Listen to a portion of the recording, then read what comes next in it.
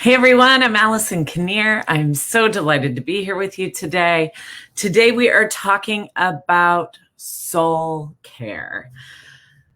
What is soul care, you might ask? Well, this term came up as I was talking with my colleague, the wonderful Glenda Benavides. I was telling her about this amazing podcast that I was listening to, Glennon Doyle. If you don't know Glennon Doyle, she's written a lot of books, but her most amazing book was Untamed. It just came out last year. And she has a really wonderful podcast called We Can Do Hard Things. And I was listening to her self-care episode because I'm always curious how people perceive self-care, because a lot of people perceive it as go get yourself a manicure, pedicure, take a bath, things like that. And that's not exactly my definition of self-care. And I was delighted to hear that's also not Glennon's definition of self-care. It could be those things, but often it is not. And in the episode, she was talking about how do we care for ourselves when we have so many roles, mother, worker, daughter, sister, caregiver. We can have a lot of different roles in our life. And she talks about creating soul time amidst role time. I'm going to say that again, soul time amidst role time. And so we may have a very full docket of things that our role we need to do. She calls it when you're dripping with babies, right? When you are dripping with babies, you have a lot in your roles to manage, feeding and bathing and all the things that come with that role. And yet it's important to carve out space every day, even the smallest bit, to take care of your soul.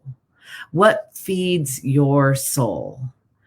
Yes, do all the role stuff, but what feeds your soul? And when I was talking to Glenda, she said, oh, that's what self-care is. Self-care isn't just like taking care of the self. It is soul care, taking care of your soul. And so the question is, have you taken care of your soul lately? And if so, how? This morning, when I was thinking about presenting and talking about this topic, which I've been wanting to talk about for a long time, I realized this is not my day to talk about this. I just did a kind of impromptu road trip with just me and the kids. We drove 3.5 hours to visit a dear friend of mine who is in New Hampshire right now. And then yesterday drove 3.5 hours back after a long day of playing in the lake. And I was tired. I was wiped out. We all were tired and wiped out. And I thought to myself this morning, I can't talk about this. I am wiped out. And then I realized, wait, hold on a second. What does my soul need right now? And I needed a couple of things. The first thing I needed was a nap. And thankfully, I had a little bit of time this morning. So I set an alarm and I took a 30-minute nap. And it was amazing. My son watched TV and I slept. And it was just what I needed. I woke up and asked myself again, what does my soul need right now? And it was like, I want a shower. Great. Went upstairs, took a quick shower. And once again, it was like, what does my soul need right now?